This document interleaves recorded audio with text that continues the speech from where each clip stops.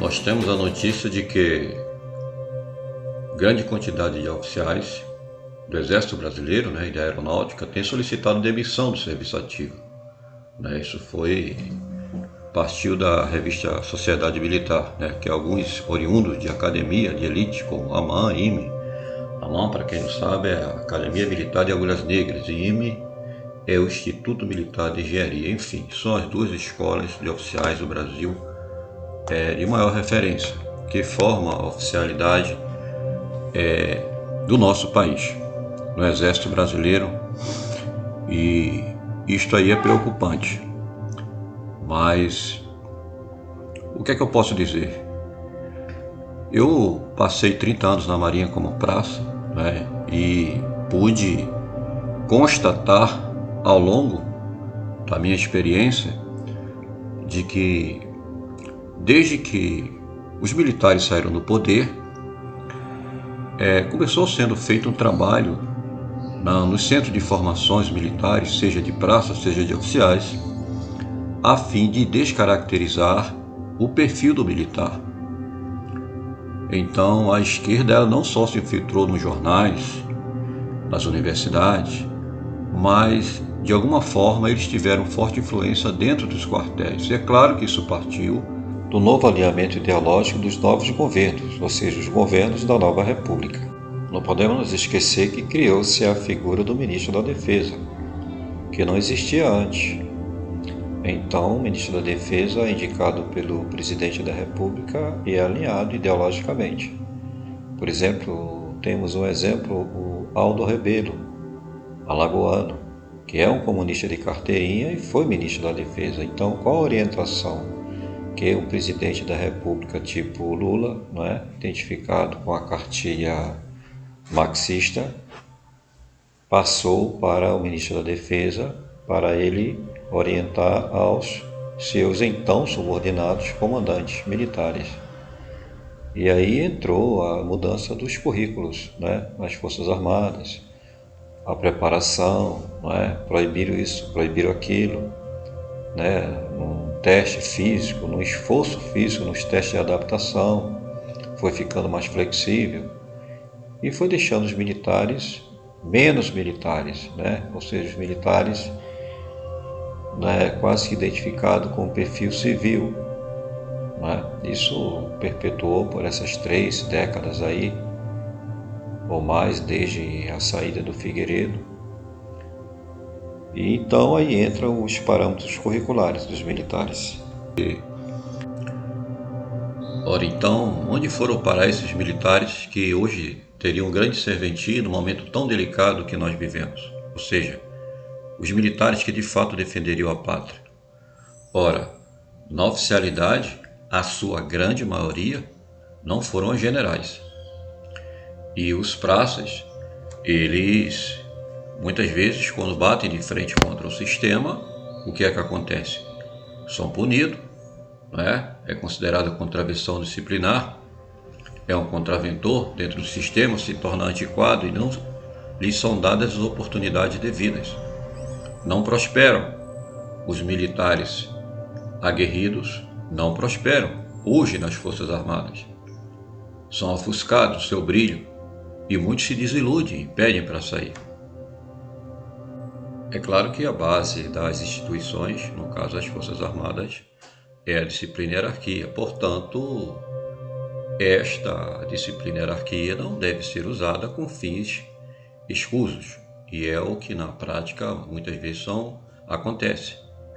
Usa-se a questão da disciplina e hierarquia para que os militares sejam subservientes, fugindo completamente da função ou da razão de ser. Então, se atende aos caprichos de um oficial, ou de um mais antigo, você termina sendo bem apreciado. Você recebe medalhas, condecorações. No caso da Marinha, você é indicado para viagem no exterior e por aí vai. E a meritocracia vai ficando de lado. Às vezes o cara é destacado no curso e consegue perder uma comissão que deveria ser para ele, porque ele foi um destaque, que seria a meritocracia, e vai alguém que gosta de um almirante, gosta de um general, no caso do exército, e por aí vai. E o contexto nos revela que o perfil do militar passou a ser aquele do militar para servir às autoridades. E essas autoridades têm suas ideias ou ideologias, têm lado, têm partido. E isso trouxe esse desfecho de hoje das Forças Armadas, um descrédito total, desencadeando num auto de traição sem precedente que ficou na história. Eu pude ver, ao longo da minha carreira, oficiais brilhantes, aguerridos, altamente operativos, que, chegando à posição de oficial superior, no caso da Marinha, até capitão de mar e guerra, e a partir dali para ele entrar no quadro de generais, que no caso da Marinha, de almirante, a indicação, a recomendação é submetida em um conselho, que chama-se Conselho de Almirantado. No Exército, provavelmente o Conselho de Generais. Então, a partir daí, é tudo política. Não é? Esquece se você foi o primeiro colocado de turma, se você é um cara de know-how, de excelência, porque quem vai decidir o seu futuro profissional passa a ser aqueles 9 a 10 generais que estão sentados numa mesa, sendo servido com champanhe, com vinho, né? Normalmente tem um coquetel no dia dessa decisão, de escolha, de indicação, e é claro que aqueles que estiverem mais alinhados, né? O que nós conhecemos como conchavos, coxa, né? Alguns chamam de peixe, serão aqueles que irão a general. Isso acontece nas 3 Forças Armadas, seja na Aeronáutica, na Marinha ou no Exército. Então, durante muito tempo, talvez 35 a 40 anos, pelo menos é o tempo que eu convivi, a oficialidade do nosso país não vem sendo preparada para servir a pátria. E a sociedade, de um lado, foi enganada pelo excelente trabalho de publicidade feito pelas Forças Armadas, né? Enquanto, por exemplo, o Exército divulgava Exército, braço forte, mão amiga, e a Marinha, por sua vez, aquelas imagens dos navios nos mares, né? E eu pude ver muitas vezes o navio, para suspender, teria que praticamente desmontar o outro para tirar as peças para que o navio fosse fazer uma viagem, inclusive posterior, né? Isso acontecia muito com as corvetas classe A1. Então, para uma corveta suspender, ia lá técnico do setor de operação ou de máquinas, ia lá e pegava as peças de lá da outra corveta, né? Por exemplo, a corveta Fronten, a corveta A1, para trazer para uma corveta que, tipo a Jaceguai, queria suspender. E o trabalho de publicidade não mostrava esses problemas que vinha sofrendo, né? Sucateamento. E a sociedade seguiu confiante de que tinham as Forças Armadas. Ressalto: a oficialidade não vem sendo preparada para servir a pátria, vem sendo preparada para servir a autoridade. Eu posso lançar o nome de um comandante, né? Eu não vou citar o nome dele para evitar problemas, né? E eu não tenho autorização do tal para citá-lo. Mas M, comandante M, era um capitão de mar e guerra, servia no porta-aviões de Minas Gerais e ele foi o segundo colocado da sua turma. Era um oficial negro, um oficial muito inteligente, né? Bastante operativo, que gozava da admiração dos praças, da tropa ali de modo geral, da guarnição do porta-aviões de Minas Gerais, e ele era conhecido como um cara inteligentíssimo, né? O mais inteligente ali dos oficiais. Ele foi o segundo colocado na escola naval. Então, todos ali deduziram, talvez de forma inocente, por ainda não estar a par do jogo que estava em questão, que ele iria a almirante. Talvez seria o primeiro oficial negro a ir a almirante. E isso não aconteceu. Então, pasme, uma turma, né, de 250, 300 guarda-marinhas que se formaram oficial. O segundo colocado não foi indicado para compor o quadro de oficial general, porque ele não era um oficial alinhado com a política vigente, né? Então, este almirante Moura Neto, que hoje é assessor especial do comandante do Exército, ele é um almirante bastante conhecido na Marinha, porque ele foi o que passou mais tempo como comandante da Marinha.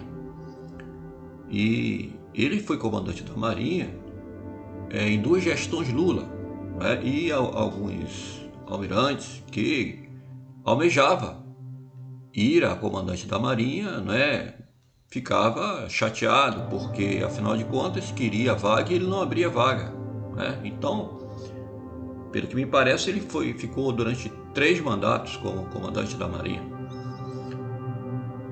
E eu tive a oportunidade, por exemplo, de ver esse comandante Moura Neto chegar para um evento na Escola Naval, ele chegar completamente embriagado.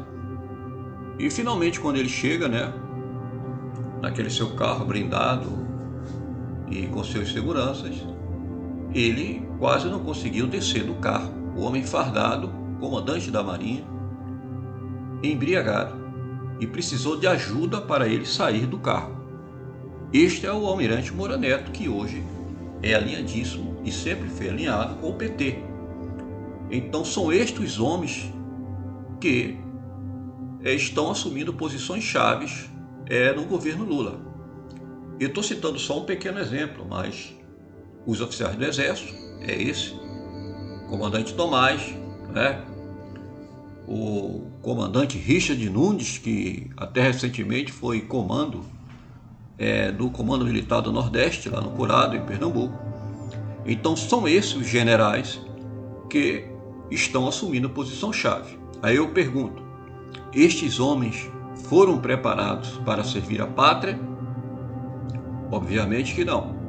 Então, este erro durante muitos anos, durante décadas, desencadeou em um determinado momento, porque este momento iria chegar. Toda a nação, todo o país, sendo mais específico, todo o Exército, todas as Forças Armadas, ela se prepara para o perigo iminente, que pode acontecer a qualquer momento. Pode acontecer amanhã, o mês que vem, daqui a 10, 20, 30 anos. Mas sempre aprendemos no centro de formações, nas academias militares, que somos preparados para a guerra. Acontece que estes homens não foram preparados para servir a pátria, ou seja, não foram preparados para a guerra.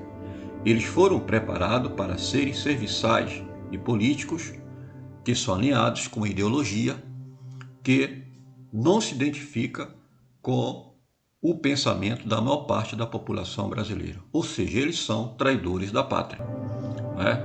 Então precisamos reconstruir as nossas Forças Armadas. Todos esses generais que hoje estão na ativa, eles precisam, depois de um grande movimento, eu diria depois de uma desobediência civil, depois de uma grande reforma social, estrutural, seja lá o que vier, estas Forças Armadas precisa ser refeita. Toda a sua estrutura, toda a sua formação, e esses oficiais generais não podem permanecer na ativa. Precisamos recomeçar das cinzas com as Forças Armadas, porque as Forças Armadas, ela deve ser o último bastião. Se deixou de ser, ela precisa renascer das cinzas. Um forte abraço a todos.